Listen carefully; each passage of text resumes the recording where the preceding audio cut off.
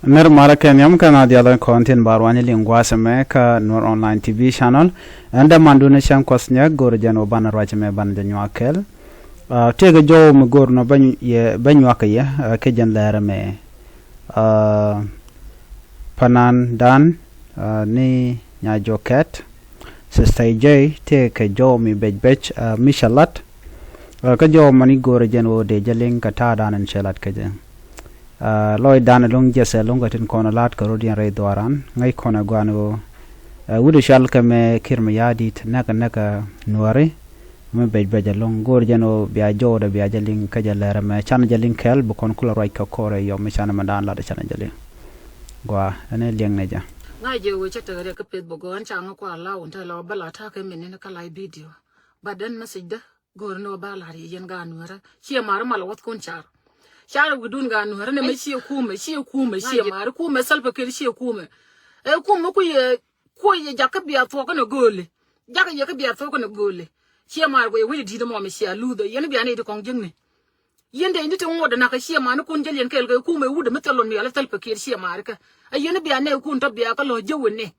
ngwan to ngwan to ya ku char pinto ateme ga nuhara ka re ne to go ne to pinto yen re dien yen ga no re ne de kiet ga dit ga tok tato te kiet ga to dit ga tok jalan to te chungu ga ne cha dol pin no de cha char pin te yen tin yen ga no ri put ti yere dien ne to a chi ma re no re mal char wi no re mal wi dun char ku me tal pa ki to wa be yen ang tin chi ma re tal pa ki tu ga ne ye kele no re tal pa ki tu ga ne ye kele chi ma re chi ngan chi ne ku to ko ne de je ti de gu yen ga ti to ka ne me bara lo ye Baralo ye be yedong dari ne be yenne ke chenge ma pal yenne ma shi ma nuari tolbe kire lug yenne kun ga jame wuda me be yelo nyogo me naka ye mi shine kun tok luda ye kan community dag yenne me akun mi tedin chwa ye met ke jena be awi nuari tu ga jama akun mi tedin ne chu tolbe kire ye met ke jama be tu yen wi nuari je kana ga jama video ni tama ku yen ka lo ga jidi ma ku yen ga jam video ni to ma kwa ga jal pe bogo ku yen ku inte ya ku jar pin en we nuara ma cha ku char pinyo cha ku dol kan ngwan ko to go to de ku toy pinto ku yela pele din tama doli kun shari ne din tama doli kun ku yena logo jidi ayena ko yen ni jang ku yela nga jira mu shi ma ne ka jakel che ma ro we nuara char gudu na kun mitedi na shu yar ko tan ga jenam akun mu kana shu yana ko tan na kun tu gen we ke jam nuare jo lat kame sister J jo muguro de kon dialaling ngai kon no doran chana shuiten long ka shot mi dit ano naga naka kon jang kana tare doran kafan ga dio jeno mi jira mishi video mo shi jagwich wadan cha gan wore shwana long sha connectin ka sharpin dio jalo do dare jagalong kane de kono rai kono ka gwasa me kane ten content lan nuaren content cha loiken cha kam kir ma yadir ko bika nuar bukan ka kula nak kane to kane ten content just loy dan ka kelong no naga naka kone jang kane tet mala letchi dong shi kono de long kam dong de kono wuchre dwaran kane ten naka kon ka kan nuar kono content kel ka jang Gwaya chana je continue ka jo link kono gwasa me ka sister J we nuara na ba yesian che bi sian jang ba yesian we nuara na ba yesian ga de tu ge mate je na bi ka yesian bi alu gol bi alu ko le mi jeng mi chiran bita ko go re te ka de dung 2013 ne da ne ko nuara ja le pe ko jen cha nyog me nyaga je dung 2013 ne da ne shi top ke na bul ndi ka jube ajen chiro de nyoga ntama thuka gad ka pan ka ken thuka di me char ka pe ne thuka gad ka na ta thuka gad ne wet ga no ri che ma ri char wat kun jang che ye dot de long che jang ye dot de long e yin gun te lo ni te ne do run a mushi no argie ka na me shi ma ri ngoi no ro ga ne cha no me te lot Amushi nuara metalo denam. Amushi nuara da gera na shi mari shi ja nuara dan. Ne kunde yema ko gui kwa ga tu kan to ga mo kwa wonu kun cha penya ket ga dit wi dien. titi kan ga de ko no ko chak kan ga de ci ko no ken jinu ba magor ka kan ga de ci jinu ba magor kan ga de to te ci ko ni ken lu mu na me tal fakir biliw wale biliw tal fakir ka bom ko biliw tal fakir ci no ti do na me ci bu tok tal fakir pañ ko beji beji long sal fakir biliw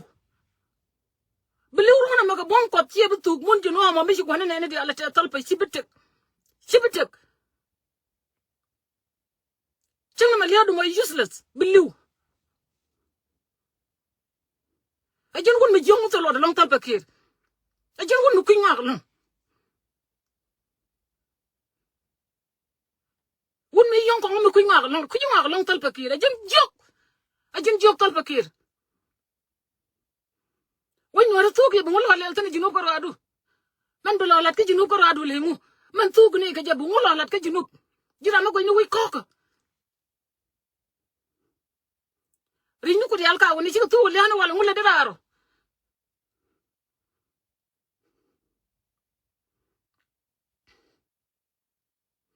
ngule dogu mo hono biliw tal pa wala biliw ko bom ko bine siol ko ton man gana to bine siol ko biliw tal pa ko da may ci won ci dunu ko wade jinop ci mon jane jinop ci mon dun yene taat ku man tu gaat ko jele ngunum abi yena ko char penye de sere kid yendi widien si anor parwe si o yinor te ci ko benene te lodi ci nor benen nor kwan nor of today si anor ma to lot nor wala ka si anor be jegol wusi wuni te lodi man wuni te konte ci jinu ba ma goro wusi te lodi na si amarika ku yen gaat ku la gujidi rey ko juba ku yen gala gujidi tam video na gan nan cha gaat ku tu ko kwa ga char pin man ku ko wure dar ku yen gala gujidi mo ngi yen jang mi yen go kon yen jankel to do run ja to kan jang nyu ba ni ke ye tan jogo ni ye si atalot man nyul yen ci yen wunde talot wunde talot ko de riet mi en poy ri da bang de yen tolo wala yen jang ci gaat ko tu ngu dal yi wujo man dal yi re wujo le mu roi ci ye dal poñ roi ci ye dal chuara ga ci ko kay ci roi du lok tala mi si ala de ke ni ko retara na fa taram ci roi ke ye chuara ga ci ko kan na ka ko ci roi lok tala roi mi ga no ri je lok yen ci ko an jol kun ci aro dun kak tala ga do ko yen roi yen ke yen dit wacc ci ga no roi dun de lok mi te ga mal mu kuram yen te mi te ga wonen mi te mu go yen ba goy mal ga yen na taram ci nga dan ci na de lutin na tar ga yen na to yen din wara ke yen na ta tan wo bugan ngot ko ma wala la yen pam gang na yen chenga ni mala na nyin kam chien mit nyin ne ma la te ne de la jen ba na wo jo ko kap ga ni ba ya laka yen si an wulel nyuri yen ka juba wi yone man ci ala de le ngu yen de ya ko ga le do arun yen bi a unika gwa bi ala otina wene man kwa ko tu ga ka pan ga bi ala guni man to ga na tar bi a woni Shwara ga no ri chaka ka ite roi mi ga no ri je luk to ko ne ka kan to ko ye je ko na ka ne ka ne ga mo shwara ga chaka ka to le sham no ri ti roi luk na ka yen ba du gwa ben bi a lu che jiok ko kan to tuk to kan ga taram bi ya gang ko mo we ko tuk ban nga je shi bu to ko bom ko ran cha ko ran yem ko ban nga yen men ci ala doran men ci ala de mabum men ci ala yen wonu nuwar wala ka men ci lat mi jegol histoire mi jeng mi ci ala doran ci histoire mi tot ci histoire mi jek ci ala doran o de yen nyur karam nak ye mi nagat kun ko la joga go yen ka jegat kun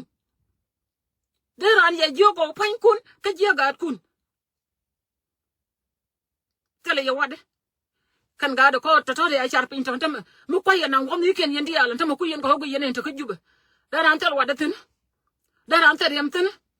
ne ro wana to ga no ro wan ti ya char pin ti da taram te ma tin yo lat ka ga tit mani yen ka yen kwar be ye lo kwar bo e we share ja ka ni to lo ti ba go na tala me pen ye ko taram ci ro de je la ko ga ye Horing mai share si anjiro kwa epal. Anga mi sideru ke junub, anga kan mai yore idun ke junub, made yulung no ko tal pekir ne bol melo. Meluk yana ko jahan mo lengu. Te jang e pri dorien, yoy gana gat kun cheli, ku yala sharungu. Jang ka ma la dorien pat gana bol, dori kien. Gat kun ti lu ne kan, jalo ne pe bong ne. Jalo gana gat kun ga pe bong ne le anu ara sin 2013 jalo ne ga pe bok. Tala melari hen. Tala melari hen. Shwara ga anu ara shaka ka ta roi ni kan lok. Tala ra mi chi roi ke but nakake.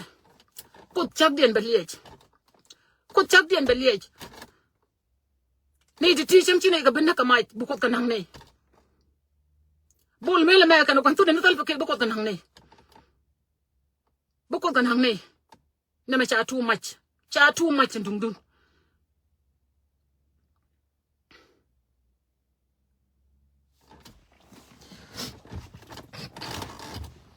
Ka jale rech. Ka ta pe bukot na sherech. Ka jal ke no ka lu nga no. Ka lu ko den chake. Ko den chang no. Awale betepek. Ko den chang no awale betepek. Betepek awale. But we are kawarap. Chenga wo ko no re le shwara bar ka me chi ko no re le gad kama. Shwara ni gur we are kawarap one day. We are kawarap one day. Dong ba te ka kun ma pat yi ne te to te dore te yiro to. Dong ba ko bolo ni ken. Ah, che marka. Gadol video ma ne ni je. Go hati tin video ma ne ni je. Ne ni video je ga ma jal ga ma gad to gad wi du. Te shai shar pin ne ni ka. Ne ni ka kan gad to. Chika ne ga da ne pa ne te kon na da ma tre dien chika na loitin. Chika ne nyago loitin.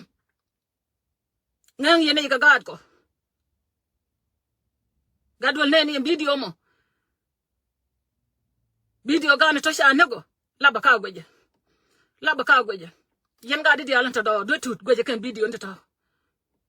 Ani wood mungot. Jo Charling ogwas me jo jeselwach ta Charlotte ka ganware janken a chadre we dan ka fangak. So ngai kon mandana goro ka kon ne kon lanware. Gwantaran ngai konan wonga gwantaran nuare kan waren content kon kel kaka kene de kon na kon ka war kan changdar shemala kon alat man kula bay ka kon ware ramisi ji la de jela jagu jerun be je kok den bi sunong na ja shirka me shalinga ala nuare content chunkel ka jang malar kon forever chicken we nuare de don adara mo galong Garan war si story mi jack se je create ngai kon gonna dia la kon right ne shang do no mi shuru aje ka ta da na liun ware ka je jen jiram da na ba chol jiram mi jack ka jen don war na mo chin wa do na ka politic kana kan ware so na kan ware me ne ga jack chi na ga gwa do no ware she understand mi kan wor kan to ka je la gu je no tele jire chang kan but rek dan kon ware mi je to kon war kala kan kon dia kan messenger titene kan messenger salwa jalong mela yen ka kan video no content na kan content sidaman marga kan editi naga kon anywhere murlene ne kan kon naga kon abar naga kon tat naga kon jang ka jano tele kon mat mi kon wi kon yob ko ro daga te ka politique te ka randu monoko lew liw ka kon na kan doran so yen ware kon titelo idien ko nakan ware se ga mishaling abu ko nyal be gwich relan ko la kot nyal se dor te je shak bang la sha ka lot ko baroda pit baroda kwai la te ka ne te tre da tib dor mo be kana la de ka but ka jan gwasa me cha ba jamat ko shin warda ande don war kula ya la ka chola war dien no ye jaram dan lok mal ani o wan war wajan nang na dora joy ka na ka na ga dir mo ne ka bete kel yan ram ene min ware menang nan ware so be jalong gwayan ban nyo je kala rodian be atakamal ane lana charping gwa do mo me tem der lar bye bye